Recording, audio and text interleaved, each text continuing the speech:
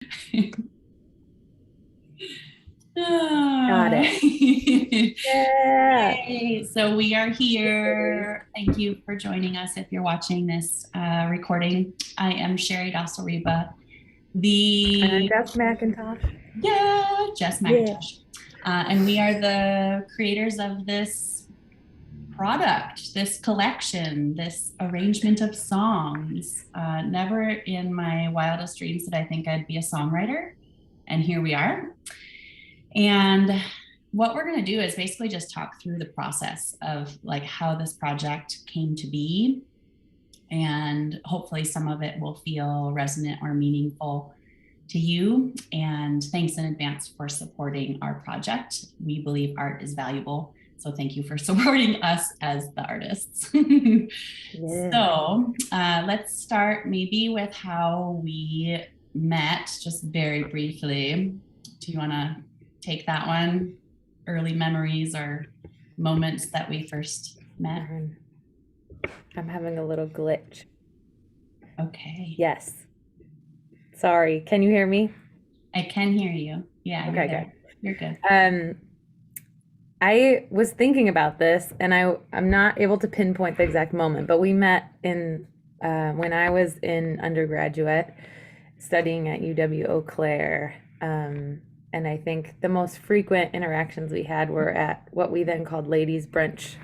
And some of my earliest memories of that were like everyone bringing food on a Sunday morning and sitting around and reading from books called Women Who Run with Wolves and talking about stuff that felt relevant and meaningful and just like wanting to have a chance to get some of the stuff out. And sometimes it ended in like a big bike ride across town or adventuring to the falls to see stuff or just laying around and digesting. And do you have other memories of that time when we met? I Yeah. feel like that's like the biggest one for me. And that was what, like 10 years ago now? Yeah, like a So, solid what 10 maybe or more years ago that we met and became 10 friends. plus. And I'm having like a moment of like full circleness. Yeah. Just this morning, I was in a session for a little course called Sovereign Mother. And part of that work was figuring out like reimagining motherhood and how do we want to do motherhood and what is all the conditioning and BS that we're taught about what it means to be a mom or a good mom or whatever. And when we met with those lady brunches, that came up in my journal this morning of like, I need freaking lady brunch again. I need that time with Yeah. other women where we're sharing stories and asking questions that we feel like, embarrassed to ask or not sure if it's okay to ask or whatever. And so for me, lady brunch was Yeah. like a different time in my life entirely, way before children.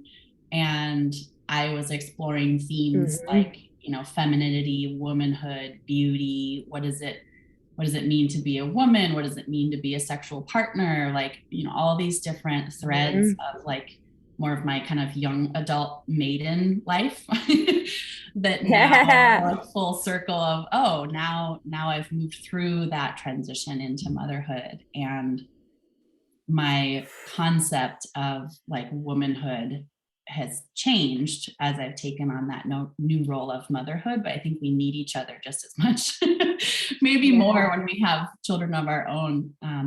We need that mirror and relationship, to figure out like, where am I? Who am I? What do I want? How do I get what I want? Is it okay to want what I want? Yeah. Does There's anyone else want what I want? Like, Yeah, and to not feel alone in that. So yeah. these songs were my sanity when I first became a mom. So Fern is now almost 5, which is crazy to me. I think every mom feels like this weird time bending, time warp sort of thing that happens when it's like, Yeah. how are we here already that she's 5? So yeah, when Fern was born, I had been doing like my work in embodiment, health, resilience, yoga, pelvic floor focused lessons, etc., for a long time. And I was like, I got this, like I can get a baby out of my body. I'm like built for this. I know this, I can do this. And 50 or something hours later, I had felt very defeated, very confused, had an epidural, ended up having a cesarean because of her heart rate was decelling, was what they call it, decelerations in the baby's heart, which is basically just showing stress. And it's a pretty common thing to play out actually in the hospital setting, that if a birth process isn't progressing in time according to their policies, they'll start recommending interventions. And I knew that. And at that moment in time, it felt like the best choice, knowing that she was showing stress and strain. And I also was feeling kind of utterly done and depleted at that point of having tried everything I could kind of muster from within myself. So it was a really difficult time after she was born. And, earlier on in this project, we talked about the name Postpartum Forever. That was one of the possible names of this project. And you found so commonly that it was associated with postpartum depression and anxiety. Like that was the immediate connection that people had with the word postpartum, and an almost exclusive connection, unfortunately. Yeah. And I was reading some stats on it this week. Something like 15% of new moms experience postpartum anxiety or postpartum depression, or a combination of the two. And yet postpartum is just the thing, the season after you deliver a child. It doesn't need to be synonymous with suffering. And as prepared as I thought I was, that first postpartum season was incredibly dark and like disintegrating, like my concept of my daily life, myself, and those traumas from the birth experience as well took many, many months to move through and heal. And I'm getting like body chills, even just like bringing that to the surface again, because it was so important to me that the next time be different. So through lots of movement and breath and studying the nervous system, polyvagal theory, figuring out what I needed to feel safe and supported, figuring out what I wanted the next birth experience to be, which initially started with what some people called a massive overcorrection, because I was contemplating birthing at home unassisted, which some people call free birth. I was like, screw the medical establishment. Like, I'm going to learn how to take this responsibility on and have a birth experience that is by my design entirely. And about 33 weeks into being pregnant with Megs, I said, well, I do want someone to support me, and ended up having a midwife, a home birth midwife, and a doula. And that next experience was so wild and so transcendent. And I felt victorious after about 6 hours of active labor. And we were in California at the time. And, I woke up that morning, there was just like this little trickle of my water having released before I woke up, and just like lounged around, wasn't having contractions, had breakfast. Remember having one big one at the table, and Jason and Fern being like, what's happening, Mama? Are you okay? I'm like, yeah, Mama's okay. And I actually sent them out. Like, this to me was like a moment of completion, or like feeling as equipped as I did, and like that reckoning that I was ready for however this was going to play out, including if it included a hospital transfer. And yet I had committed myself to, like, I'm at home, I have to ride this and figure this out. And so I had sent them out shopping to do some errands as my labor was just starting, and was home alone while it got like very real very quickly. And then went and rested and like did what I could to, listen to a meditation and lay down and resource myself. And it played out so amazingly. And when she was born, I remember that golden light coming in the window, like that golden hour, late Yeah. afternoon sun. And the fact that like the whole thing had been complete in daytime hours, daylight One waking day. hours, was like, oh, yes, this is what I wanted. Thank you, thank you, thank you that this somehow played out how I had envisioned and worked towards and prepared for that next round. And those first weeks at home resting with her, that next postpartum journey was so completely different than how I felt before. So lonely and defeated and depressed and like massively grieving. Jason comes home from work one day after Fern was born, and I'm laying on the couch just sobbing. Did something happen? Did someone die? And at the time I was like, no, no one died. Like I'm just feeling a lot of feelings. But ultimately, like the old me had died, Yeah. like my expectations for that birth had died, my maiden self had died and was changing into a mother. And that process now is the name that I've settled on for this collection of songs is Matrescence. Matrescence is like adolescence, this awkward, confusing process of developing ourselves and figuring out who we are. And birth is a beginning for a baby's life. It's also a beginning for mothers to step into that role, parents as well, right? To become parents is a new identity, a new phase of life. And matrescence takes time. We don't like all of a sudden have it figured out when our baby comes out. There's a whole lot that needs to happen and that we need to learn, and we need support and fuel for that journey to feel whole, to feel intact on the other side of such a major experience. So, so that's what we've settled on, matrescence, mothering wholeness through song. So let's like rewind a little bit back to you, Jess. Tell us about when I first reached out to you with this project, or kind of where you were at, or any reflections you have on what I've shared, or the little bud of this project like 2.5 years ago. Yeah. Well, sitting here now, it feels like just before this and in this moment is the first time that I really have understood how inseparable that the experience of your transition and that just that word, that period of time is from all of the music, and it makes so much sense. And I that's to say I had no idea that's really what we were starting when we first talked. But about 2 years ago, right?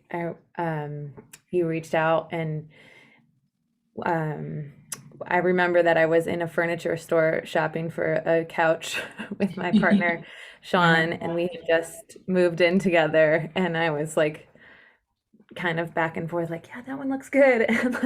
And so excited I didn't want to not take your call.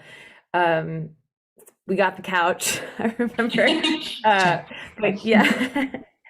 um, the whole thing felt like maybe something I had done before, where I was like, oh, a friend would like me to play some violin or sing something on a project. That sounds so great. I can't wait to hear it. And as we talked more, it was like we realized that it was, well, one, I hoped to give the songs as much life as I could, which then I realized meant I really would love to like do a lot more, like not just do a quick like play it on guitar and sing it for you. I'd like to like really explore how to bring life to all of these pieces. And there were 7 of them at the time that felt like fully different. They all offered something a little different, and it was cool to just see everything that came out of your experience that you sent me. And it was like a voice memo on a phone of you singing, and there was like kids laughing in the background, and kind of like just your life happening around all those recordings. Or like one of them I think was on a playground, and one of them was in the kitchen, and I could hear things clanking. And so it really helped me to get excited about where they stemmed from. But yeah, I think for a little while I was under the impression that it was geared toward children because in a way I knew that it had come from your experience and that you had sang them to your children. And so it was like I thought of it in that way, like a kid's album. And now it feels so like so much bigger and such a wonderful gift to like everyone in the whole world involving child rearing, Mm. pre, post, during.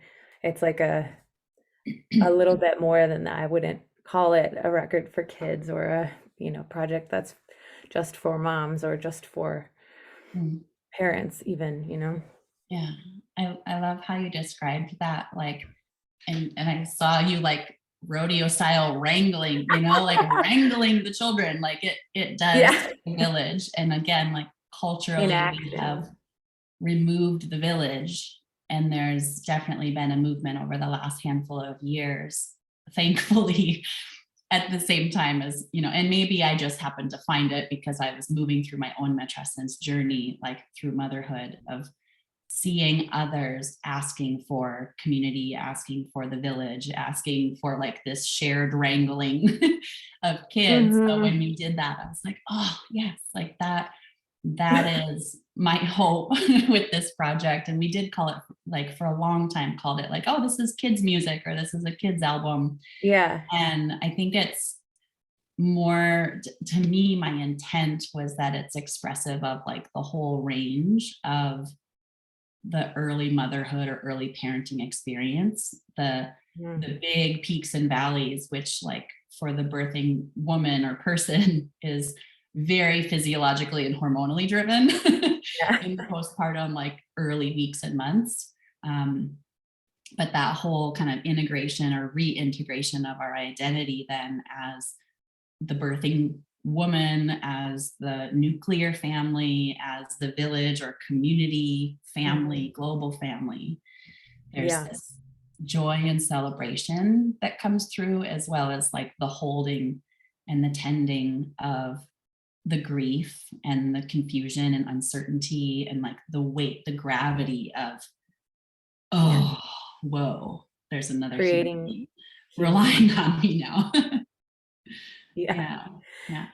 I think it kind of is really touching for me also to look back on that time and reflect on the space between then and now in my own life and my partner Sean, who ended up also getting wrangled in by me. I was like, he's got wonderful music engineering and audiophilia skills, and also is a wonderful musician, and so he was able to add a lot and help me. But that the beginning of working together on that and the sort of conversation that we had about it of how could we collaborate on this project and what would it mean for us to work together on something that we never really worked together in that fashion before, Mm. um, musically, professionally. We both play music professionally and have done recording projects, but it was sort of the first chance, and we were living in the same home and working in the same space, and to see our space develop around us as well as like the action of figuring out how to work together and how our processes function together was like incredibly, um it helped us grow a lot. Like, we figured out a lot of things in the beginning, and I think inevitably it became kind of a way for us to like take hold of the songs and deliver them potentially someday to our own children's ears. And we started thinking about it in that way because during the process of this project, we also got engaged and are now going to Woo! be married this summer and Yeah. want to start a family someday in the next few years. And so it just took this like turn for like a much deeper connection to the songs while we were thinking about what does it mean for this to, who will we become in the next couple years if we go through this process too, and to like hear all of those emotions and things reflected from you and to me as a woman and like sing them from my own mouth. It was like it's just really exciting to think about what that will mean in a short while Yeah. as I potentially enter into that journey. No one knows Mm. what the future holds, but Yeah. Well, I knew that you got engaged during the process. I didn't know or didn't realize that it was your first like collaboration in this way, like yeah, artistically, that your relationship was budding and you got the couch and you moved in and then there was this new opportunity like, oh, how do we function as business or artistic partners as hmm, well as romantic partners? And that's just a whole new layer of like yeah, satisfaction for me to hear about that part of the journey. So that's yeah. really exciting. I know at one point we were in like a very early stages meeting, talking about like the sound of each song, and we realized, I think really quickly, like you said, that they're all incredibly different and there's like quite a Yeah. range of like genres or sounds in this collection. And I remember saying like I didn't set out to be a songwriter. I didn't set out to find my sound as a songwriter or have sort of like this cohesive finished product where like my sound was intact or recognizable in every single song. But then Mhm. like for me as an artist has that kind of identity to it. It was more about the, like I said before, the range of the journey of That early experience. mothering. Yeah. And I'm curious now, I don't think I've ever asked you this. I'm curious for you as a musician, like, because I've known you in the past as banjo player, vocalist, fiddle extraordinaire, like this folk Americana kind of Yeah. sound.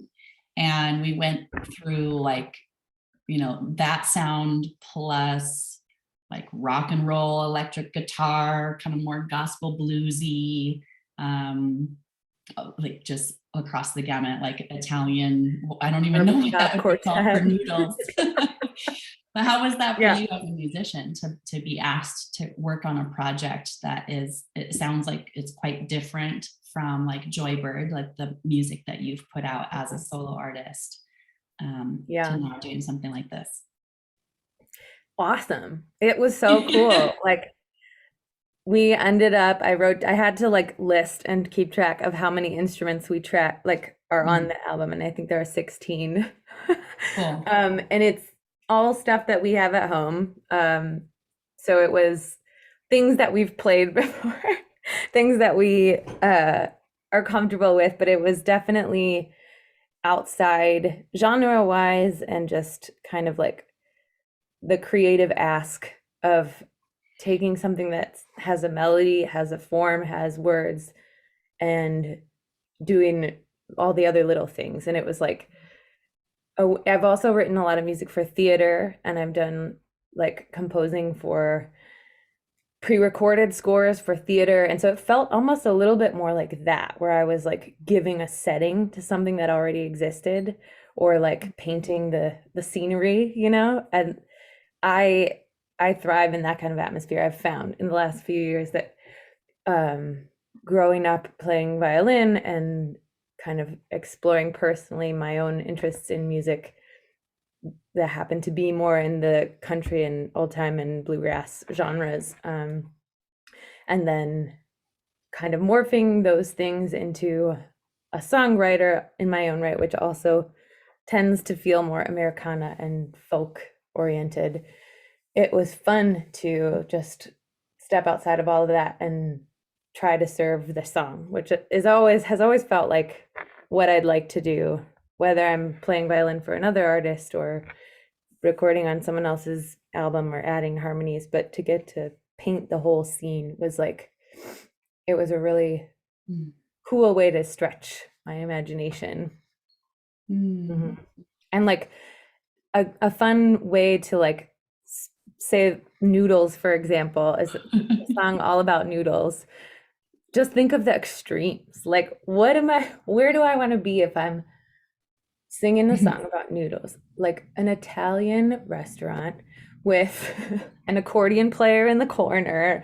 And, so we tried to like create those things. And I think that was one of my most fun instruments to try to create. We do not have an accordion in our house, but we have a melodica, which is a keyboard with a hose that you blow into. And so I recorded like myself doing two different parts of Mm.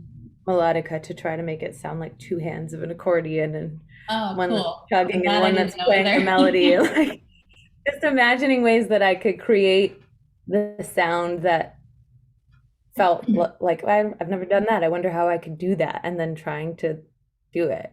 It was really fun, and Mm. doing it with Sean. He really, I wish he could be here. So couldn't join us at any time, but in the meeting process live. But yeah, those Mm. were. I feel like I Cool. covered it. Yeah. Yeah. Well, I'm glad it was fun. I'm sure it was at moments challenging as well, but I'm glad it was fun. Yeah, And this image of you like, I'll do one hand and then do the other hand and we'll just figure this out. It's like really inventive and yeah, creative. Um, I was reflecting on that this morning, how like motherhood is a creative generative act. Like yeah, by default, you are literally creating a human child and creating life. And that process of matrescence as well, like we need to metabolize that.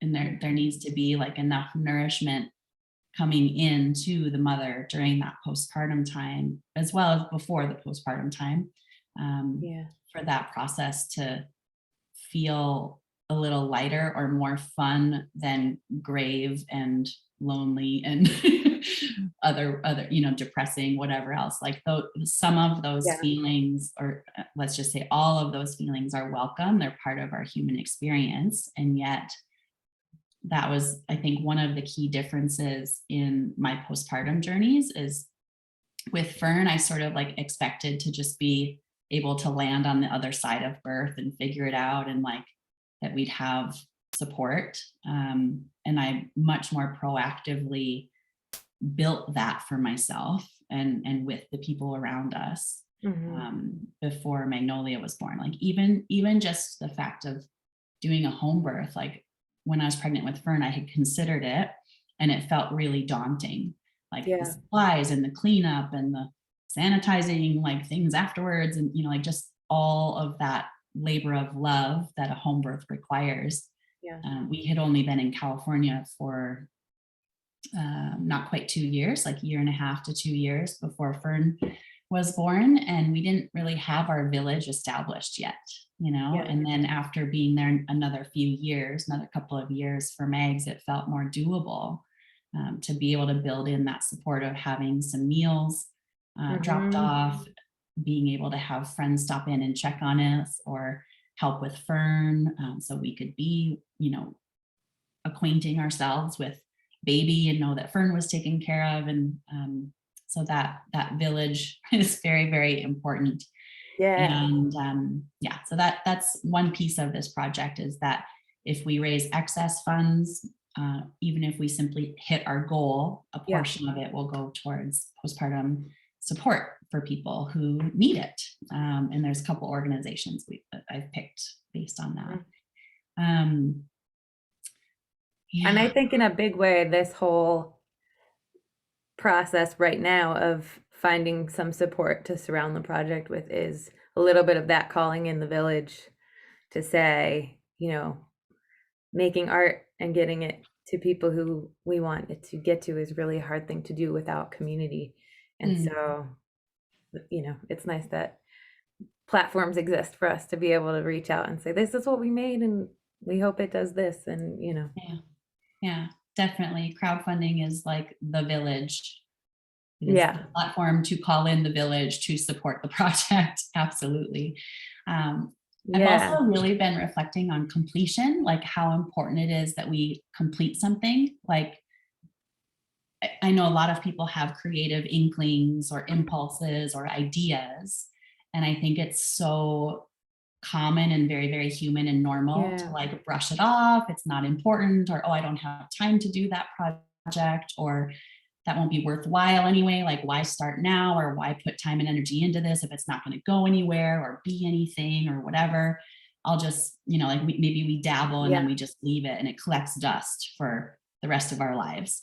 And for me, like that's been an ongoing theme in my work, my career, my life, is like I want to finish. That sense of Mm-hmm. completion when we decide to do something is really important. Yeah. And that moment of completion and everything that was the process to that moment of completion, we get then that reflection back to us and another layer of integration for our identity, I think, and for our confidence to be able to say, Mm. like, I did that. I Yeah. said I was going to do that and I finished it and I followed through and here it is complete. Yes. And, you know, for me, like this project now coming in on 5 years of mothering my current two, Mm-hmm. I say current two because I've been reflecting on an earlier miscarriage that I had had like 10 years prior, 8 or 10 years prior. So I had had like the bit of pregnancy, miscarriage, surgery, postpartum, like didn't even know that my milk was going to come in after I had this surgery due to the miscarriage. And like there were so many things I didn't know Yeah. about motherhood or that after labor, after delivery season of time called postpartum. There was so much I was blindsided with from that miscarriage. So I've been reflecting a lot on that as well. But this sense of completion of like that experience plus what I've described for Fern and Magnolia and feeling intact and complete on the other side of it for me with this music is like another benchmark of, oh, like these songs were like tiny little seedlings, just Mm-hmm. like, whoa, whoa, whoa, cheeky, cheeky monkey. Like that's all I had for the first little bit. Right. And I would sing that to Fern and a little bit more of the lyrics would fill in, or I'd create another verse or whatever. And then I left it, you know, like they were all just very much in these little sapling stages, Mm-hmm. those first couple of years with Fern. And it wasn't until Mags was born and I had that like triumphant completion of like, oh, now I know what vaginal birth is. Now I know what a quote unquote natural birth is. And I birthed her Mm-hmm. in my freaking bedroom. And this is incredible. And I am the most powerful woman on the planet. You know, like it was such a different experience. And to revisit the songs then with Mags in my arms and have Fern in the background, like you said, on the demo reels that I sent you That's a couple of years ago, it feels like a really important thread of completion that this project is important. If nothing else, it's been mhm. like incredible for you and I, like Yeah. for our friendship and for ourselves as women, creatives, etc. Like we've gained a lot from the experience, I think. Yeah. And hopefully it can also serve a much broader community, much broader village Yeah. in not feeling alone in the like wiping butt stage of parenting and mothering, to Mm-hmm. not feel alone and to know that there's equal value in like the weight, the gravity, the difficult moments, and the joy and lighthearted silliness that you'll hear on other tracks, you know, Yeah. that range is all welcome. Yeah. And if we can learn to welcome that range as like budding parents, but I dare say as an entire human society, if we can Yeah. figure out how to welcome the range of our human experience and allow it in with compassion Yeah. and like skillful interpersonal relating, like I think we really would transform as a human species if we can bring those skills full circle, like for everyone on the planet to figure out these like basic birthright skills of empathy and compassion and communication and emotional intelligence, that Mm-hmm. we are built for this range and we have the capacity Yeah. to feel it all, express it all. And it Yeah. can be beautiful, even when it's like super ugly and hard and difficult, Yeah. but it's still really beautiful. Yeah. And that we can laugh about it and hold silliness alongside our pain, um in the way that like these songs sit together. You know, there's comedy in them. There's like really heartfelt, like I see you moments that still make me cry. Like I have listened to this stuff so deeply, and anyone who's a musician who's ever made any kind of project knows that by the time you're finished doing all the things, it feels like I could never hear that again and I'd be so pleased because you're just so intimately attached to it. But then now I feel like I'm able to step back, and especially talking with you about it and the origins of everything in a way that we really only get to have once we have that feeling of completion. They're like brand new gifts every time, and there are moments where I can just feel that bigger sense of like the healing capability of it, to be saying I see you, I feel you, I'm with you, I walk with you, and also like let's have noodles tonight. Like it's just so Yeah. there's a lot of validation for, I think,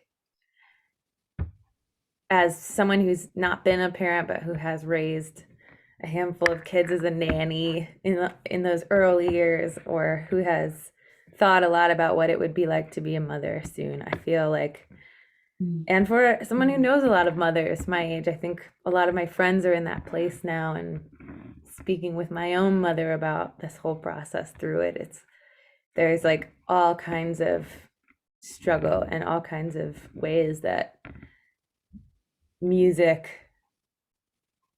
can center and calm us, and also like that would be my hope, I guess, is what I'm trying to say, is that anyone who could benefit from the healing that silliness and calm and centering and that validation brings, that they would get that from it. And I think it really is there. Thank you. Ugh, just have like the warm fuzzies everywhere.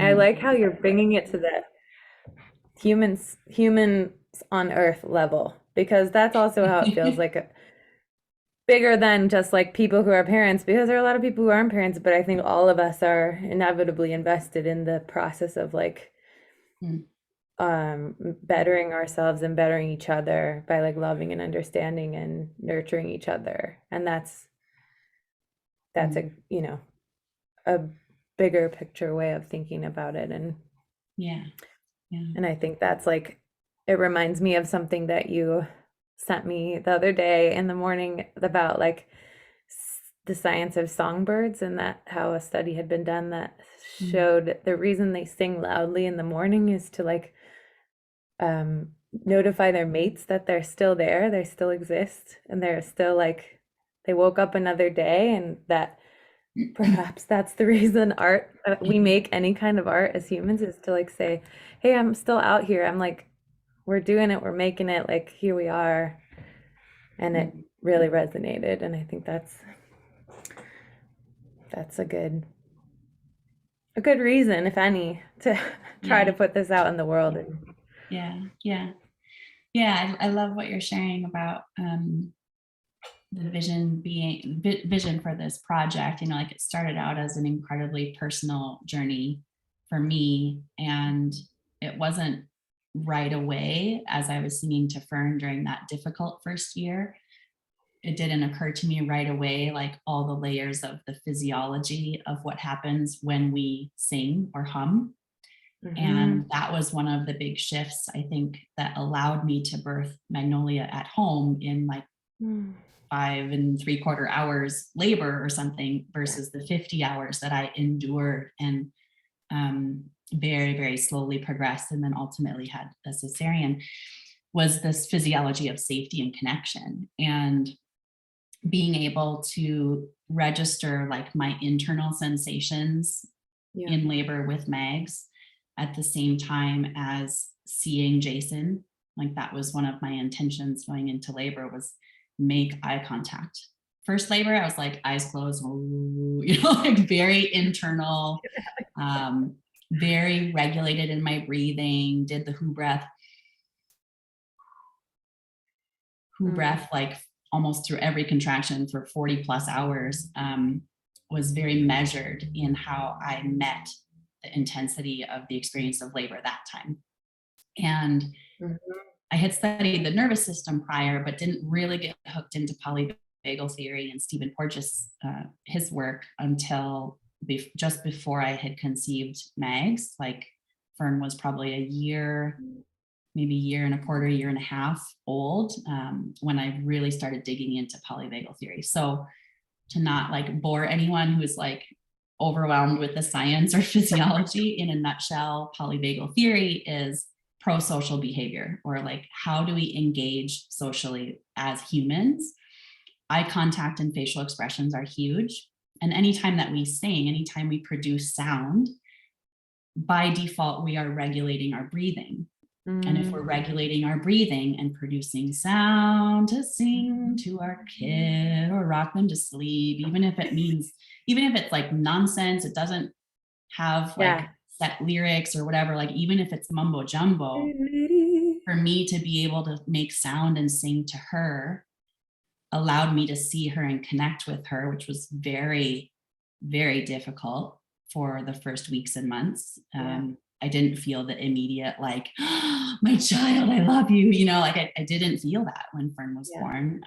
Birth trauma was part of that puzzle, as well as the anesthetic and everything else. But to feel like able to connect with her was one of the like byproducts of making sound, which in my teaching had always come naturally to me. And that skill then transferred over somehow into the postpartum window as a connection tool with her, as well as a regulation tool for myself. Like my nervous system and my breathing was jacked for many months after the cesarean. And I've never had that kind of like trauma response in my body before, that it was so visceral and so tangible. And knowing like how my breathing and physiology and body felt for years and years of doing this work, and then to have it like so suddenly shifted, dramatically shifted with the cesarean, I was like, holy cow, I have a lot of unraveling to do with this trauma in my body to be able to then feel safe being at home with Megs. So so basically singing helps us regulate. Speaking, singing, humming, when we are either shut down, withdrawn, depressed, immobilized, that's one state in our nervous system that allows us to cope and survive. Or if we're kind of on the opposite end of the spectrum and we're super activated, rageful, like short fused, impatient, like sympathetic activation in our system, either way, singing is breath control and can help us modulate back to kind of a middle path where we can connect with other people. In either of those states, hyperactivation or hypoarousal, it's hard to connect with people. And singing was, like I said, this kind of unconscious, subconscious thing that I just did when I was nursing Fern at 2 and 4 and 3 and whatever time in the morning. But then allowed me to regulate. And then I learned the science behind it.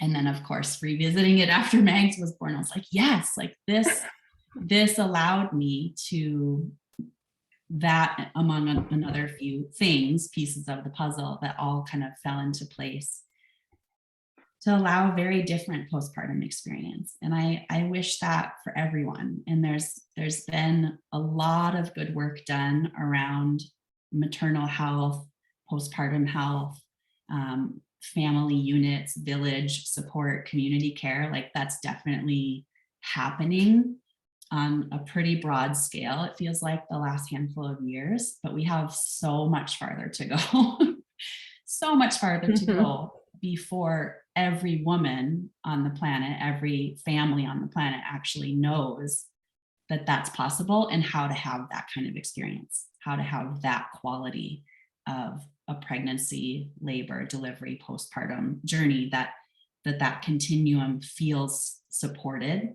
And that on the other side, the family feels intact and sane and supported and resourced to be able to do this work of raising the next generation. So with that, raising humanity is important. Mothers, as unpaid and overworked as we are, mothers are super, super valuable, as are artists and creative process.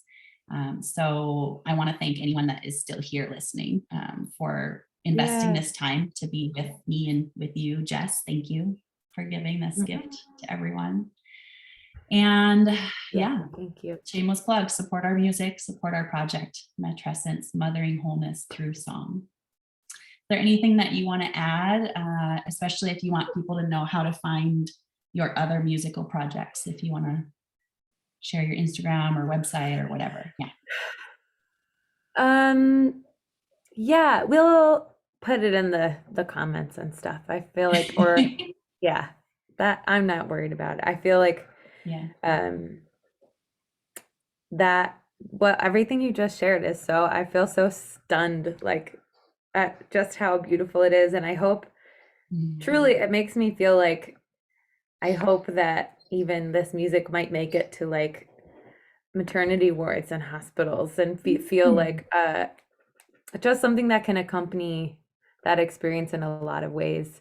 And yeah, I'm honored to have been a part of it, and I'll share my info, and if anybody wants to check out other music that's in Cheri and I's world, we can share that stuff. But yeah, please do send it to people who you might feel might enjoy it, or have kids or don't have kids, or just, yeah, I think it's, even if you're not able to contribute, sharing it is really, really valuable. And just like really all it's about is spreading the word to community. And so whether you can donate or can't, or can donate $1 or $200, that all or $5,000, just kidding, but really if you want valuable. to. Yeah. 50K, you know what I'm saying? No, I'm just kidding. But donating anything that is beyond our goal to causes in this circle feels like the most incredible way to extend the reach of whatever healing can come from the music. And I'm just excited that we have it and that we can spread it around like peanut butter. Like peanut butter and jelly. I never make peanut butter and jelly as a mom. Never. Never. Yes. Oh, that's good. That's a good thank you. Advice. Yeah. Thank you Yeah. for all the time. If I hadn't said it, poured into. Thank you to Sean Baldessaro. I don't know if I ever mentioned his full name, but blessed hero that he is. And all that I was able to learn from him and about him and how to love him better and like learn how to work together better. And thank you, Cheri and Jason and Fern and Magnolia, for all the little gifts that have become part of my life through this whole process. It's so nice. And thank you all for listening. Yeah. Thank you.